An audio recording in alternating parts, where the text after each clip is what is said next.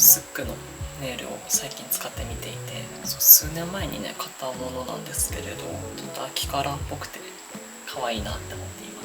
気に入ってますさて、今回の動画では大好きな香水の話をしていこうかなと思っていて、最近気分な香水は何ですかと以前 YouTube のコメントでもいただいたので、動画を作成してみようかなと思い今に至ります。で、先にこの動画で登場する作品たちは全て PR ではないということと、あと個人的な好みとか、あとは主観でお話を進めていくことを念頭にお楽しみいただけますと幸いです。むしろね、いつか大好きなブランドと YouTube とか SNS を通してお仕事ができたらね、飛び上がるほど嬉しいぐらいですそうで、好きなものをね話していると話がね右往左往する瞬間もあるとは思うんですけれど、すごく楽しんでいる証拠でもあるかなと思うので、こんな風にね香りを楽しんでいるんだなとお楽しみいただけると嬉しいです。秋が近いので、〇〇の秋、例えばファッションとか読書とか食事とか芸術とか、〇〇の秋にハマるものってすごく楽しみが多いと思うんですけど、秋はね短くて、であっという間に過ぎ去っていくのに楽しみになる物事が多いということから、楽しい時間ほどねあっという間に過ぎ去っていくものだなっていうのを改めて思い出させてくれる季節だなっていうのも秋だったりします。で、季節のね楽しみを思い出す時にその物事を彩る香りがあるっていうのはとても魅力的なことだなっていうふうにも考えてはいます。で、四季を楽しむ中であえて香りを季節に分類していくなら、私が最も好きな香水は秋冬です。私自身は春夏に身にまとう香水ももちろん大好きで楽しんでいるんですけど、同じ感覚は得られないですね。っていうのも汗や皮脂の分泌が多くて湿度がある春夏に身にまとう香水と、で逆に汗や皮脂の分泌が少なくて肌も空気も乾燥している秋冬とでは、立ち上がる香りとか嗅覚で感じる変化もあることであったりとか、春夏に身にまとう香りは汗や皮脂と香りが混ざり合うので、ある意味自分の香りに染まっていくような印象があって、で秋冬にまとう香りは汗や皮脂と混ざりづらい、なので香水本来の香りを感じやすいという印象があって、けどいくつかの香水に関しては全ての季節に適した凡庸性みたいなものっていうのがあるかとは思うんですけど、次の季節まで使えるものほど一般的なものだったりとか、オールシーズン使えるものを探しているっていう方がやっぱり多かったりするのかなと思うんですけど、今回香水について一つ一つにお話しする時にも触れていくんですけど、これからねご紹介する香りに関しては秋特有の物事にまといたくなることというのが多いんですけれど、一部別の季節にも適応できてしまうものもあります。で、香水を説明する時にできるだけ香りのノートにあまり頼りすぎないようにするつもりだっていうのも付け加えておきたいなっていうふうに思ってます。で、その代わり香りはもう非常に主観的なものでもあったりするので、香りが呼び起こしてくれるシナリオだったりとか感情とか、あとは私にとって具体的にどのような香りがするかっていうところに頼ってみようかなと思います。で、香水について聞きたいなとか楽しみたい方に役立つようにこのビデオを作成してみているので、ちょっとね長い紹介になってしまったんですが始めていきましょうか。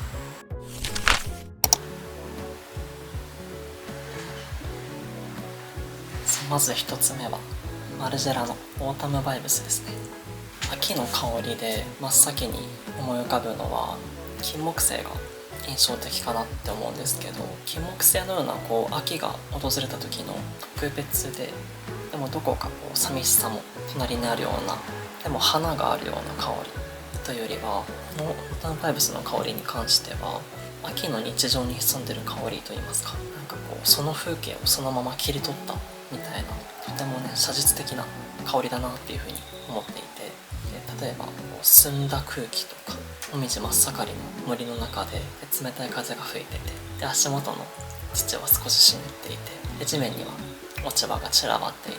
で足元で葉がザクザクっと音を立ててるような、秋の外で感じるあらゆる要素が混飾り合った秋の一日のような香りに感じていて、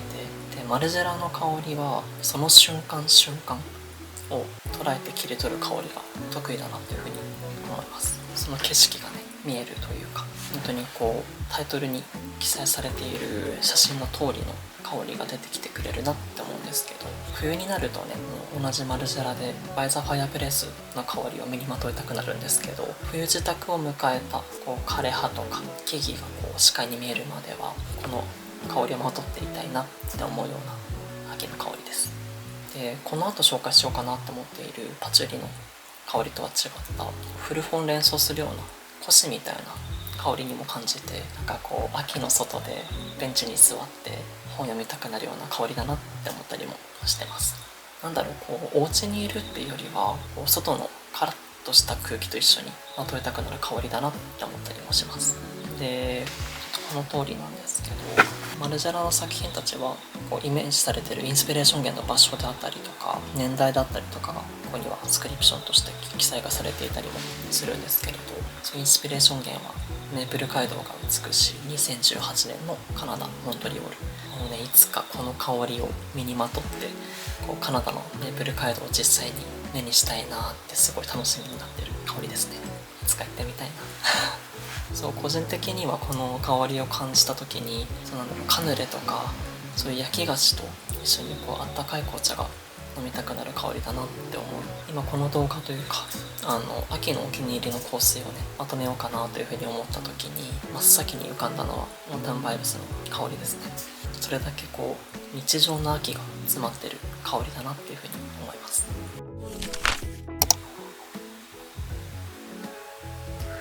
そう2つ目はサンタマリアノベッラのパチュリの香りで、そう恥ずかしながらね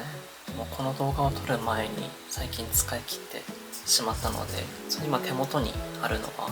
カラビンなんですけれどまた買い足したいなって思うぐらい大好きな香りです。パチュリっていうのはこうシソ科の多年草でハーブの一つでもあるんですけれど、初めてサンタマリアのお店で試行をさせていただいた時にパチュリ特有のスモーキーでこう土っぽさがある香りと植物そのものを体現してるみたいな、本当に生ものだなって思うぐらい上品な香りで、個人的にはこの香りと読書とても近いものに感じていて、パチュリはよくチョコレートみたいな香りに例えられたりもするんですけれど、墨汁みたいな炭っぽさを思わせるような香りも備えているので、少しね贅沢な使い方かなとも思うんですけれど、読書をしていてとても気に入った本にはこのパチュリの香りを一緒にねシュッとワンプッシュまとわせたりしていました。あえてね今回はあげていないんですけれど、リプティックのローパピエであったりとか、あとこのサンタマリアのパチュリを私自身だけではなくて本だったりとかしおりにまとわせて読書の時間を彩るっていうのが香りと一緒に本の物語を思い出せるので、すごい大好きな使用の方法だったりもします。秋が始まってファッションも楽しくなる頃なので、セットアップを着たりとかどこか身が引き締まるお洋服を着るときにまといたくなる香りでもあるなって思ったりもしますし、パチュリの歴史的背景っていうものはたくさんあるんですけれど、衣服の香り付けだったりとか、あと防腐剤として使われていた背景もあって、洋服の関係性も意外と遠からずっていうことだったりもするんですよね。はい、豆知識です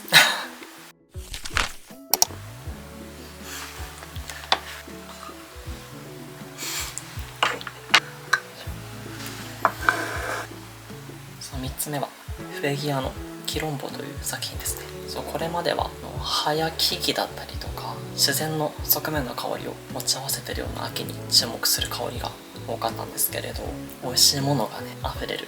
秋の季節らしく食の秋を感じるような美味しい香りも紹介してみようかなと思います。ドゥルセデレチェっていう焦がしミルクを砂糖漬けにした植物で、よくラテンアメリカ伝統のキャラメルなんですけれど、濃厚なねミルキーさとバターにほんのり塩味が効いてるような質感も感じることができるので、本当にこれは食品の香り付けの香料ではっていう風に感じるぐらいグルマンノートで、以前ね麻布台のフレギアへ伺ったんですけれど、その時対応してくださったスタッフの方にお勧めいただいて、初めてね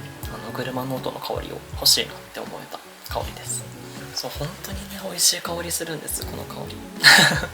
そうキロンボっていうタイトルも先住民が密林の奥でひっそりと生きる道を選んだその集落とか社会を総称してキロンボっていうんですけれど、よりね深くタイトルの意味を知るとちょっと驚く部分が多いんですけれど、タイトル自体が持っている重たさを知った時に、調香師のジュリアン・ベデルがこの甘くてミルキーな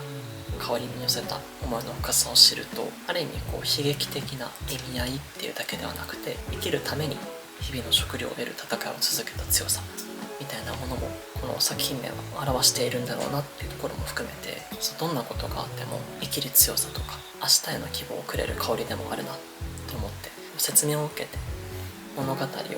知れば知るほど大好きになった作品でもありますね。それでノートに頼った話はできるだけ、今回避けてはいたんですけど、ここであえて触れてみたいなって思うんですけれど、フレギアの香りで見かけることが多い印象でもあるんですが、シングルノートで出続けてくれる、つけた香りがもうそのまま持続していってくれるタイプの香り方をしてくれるので、つけたてからずっとこのミルキーで深みのある香りが続してくれるのもすごく大好きなポイントでもあったりしますね。本当にねお腹空いちゃうぐらい美味しい香りです。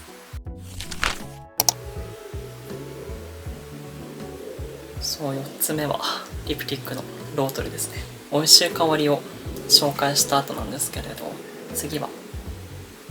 少しスパイシーな香りを紹介していきます。昨年韓国に旅行をしたんですけれど、その時にカロスキルにある店舗で購入をしました。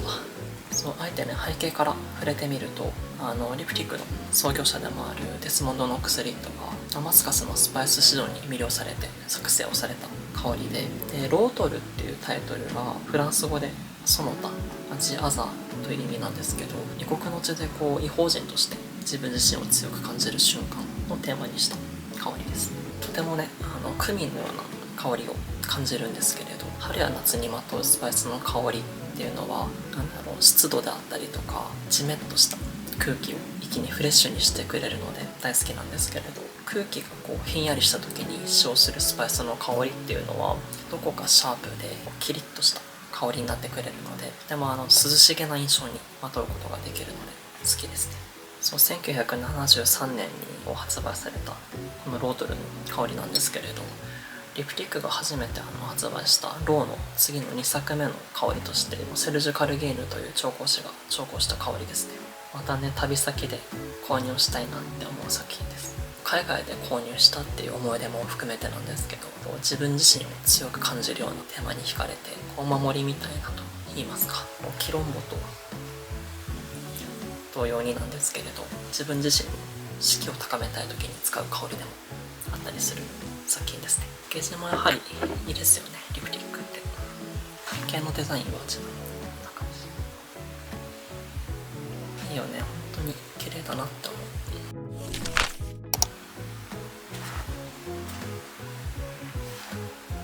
最後5つ目の香りは